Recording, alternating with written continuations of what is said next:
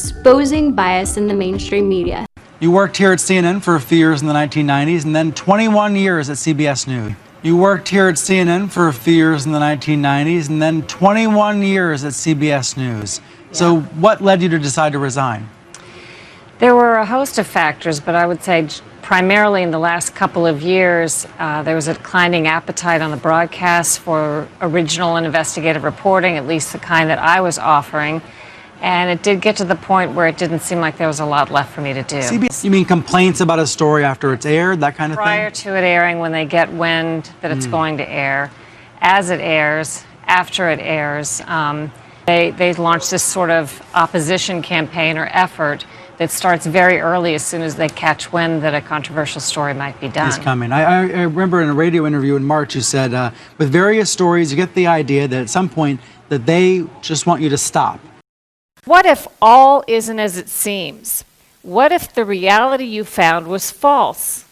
A carefully constructed narrative by unseen special interests designed to manipulate your opinion. Complacency in the news media combined with incredibly powerful propaganda and publicity forces mean we sometimes get little of the truth. Special interests have unlimited time and money to figure out new ways to spin us while cloaking their role. Political, corporate, or other special interests disguise themselves and publish blogs, start Facebook and Twitter accounts, publish ads, letters to the editor, or simply post comments online to try to fool you into thinking an independent or grassroots movement is speaking. They've tried to give the impression there's widespread support for or against an agenda when there's not. They forbid and reverse edits that go against their agenda. They seek to manipulate you into changing your opinion by making you feel as if you're an outlier when you're not. They seek to controversialize those who disagree with them. They attack news organizations that publish stories they don't like, whistleblowers who tell the truth, politicians who dare to ask the tough questions, and journalists who have the audacity to report on all of it.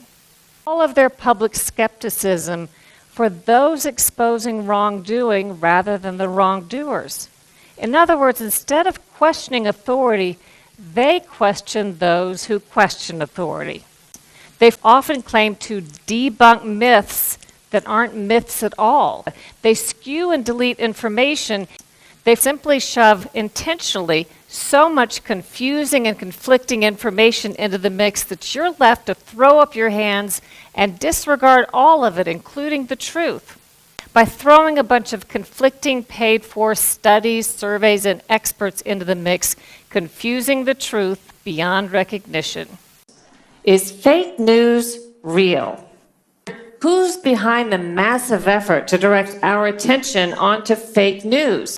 I've investigated the shadowy multi-billion-dollar industry that seeks to manipulate all of us through news, social media, and online. The most important fact you need to realize is that those who most loudly denounce fake news are typically the ones most aggressively disseminating it. There are two ways to tell that powerful interests might be trying to manipulate your opinion. Number one, when the media seems to be trying to shape or censor facts and opinions rather than report them. Number two, when so many in the media are reporting the same stories, promulgating the same narratives, relying on the same sources, even using the same phrases. I mean, think of it. There are literally thousands of legitimate news stories that could be reported in a given day and an infinite number of ways to report them. When everybody's on the same page, it might be the result of an organized campaign. People with their own agendas using terms designed to fool you into thinking they're neutral authorities.